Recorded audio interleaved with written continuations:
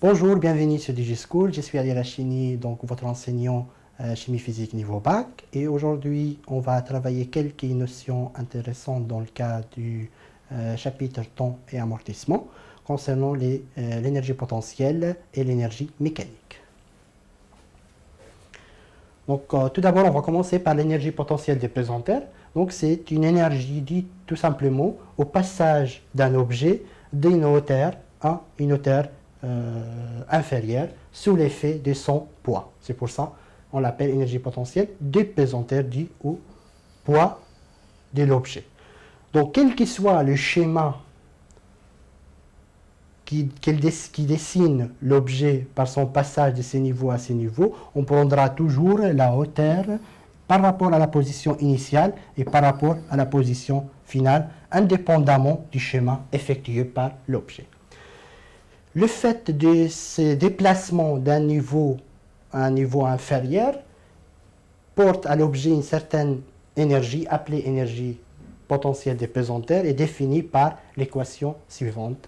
EPP, potentiel des pesanteurs, est égal à mgz. Donc m, c'est la masse de votre objet en kilogrammes. G, comme on a vu dans les autres vidéos et que je vous conseille de les regarder, est égal à la valeur de pesanteur.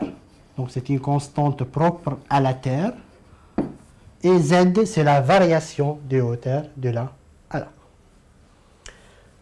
Du fait que c'est une énergie, donc l'unité internationale est les joules. Ensuite, en ce qui concerne l'énergie mécanique, bien sûr dans un champ de pesanteur uniforme, sur Terre par exemple. En mécanique classique et en absence de toutes sortes d'échanges d'énergie, l'énergie mécanique est définie comme la somme de l'énergie cinétique et potentielle.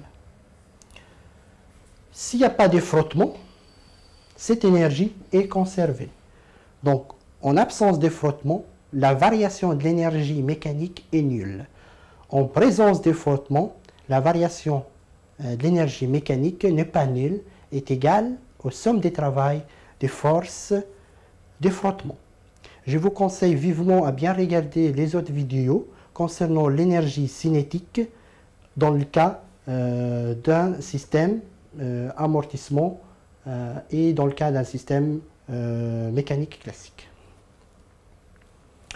Donc en conclusion de cette partie, nous avons bien vu quelques notions concernant l'énergie potentielle et l'énergie mécanique pour un système dans le cas d'un système en absence de force de frottement ou dans le cas d'un système en présence de force de frottement.